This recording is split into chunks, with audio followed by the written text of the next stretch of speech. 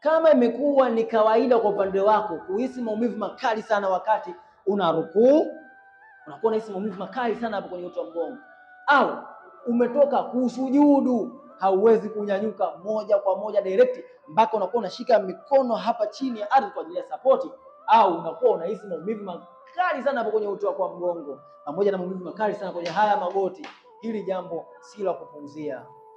Tunatakiwa hili jambo tulikomeshe leo hii, kwa sababu huyo sio rafiki yako. Na ndiyo hapa watu wengi wanafanya makosa. Wanapokuwa wanahisi maumivu makali sana ya magoti, maumivu makali sana uti wa mgongo, wanakimbilia kumeza dawa diclofenac.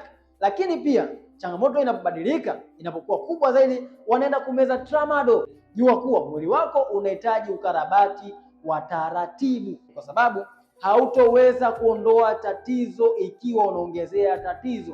Katika vidonge ambavyo unavitumia, hivyo ndivyo ambao ni changamoto kubwa sana ambayo inaenda kuongeza ubovu katika mifupa yako. Nimewasaidia wagonjwa wengi, nimewasaidia Watanzania wengi, nimewasaidia watu wengi sana kuondoa changamoto zao ndani ya siku 30, ndani ya siku 60 mpaka siku 90. Hata wewe pia unawezekana kuondoa changamoto yako leo utakapochukua mawasiliano yangu na kuweza kuwasiliana nami moja kwa moja.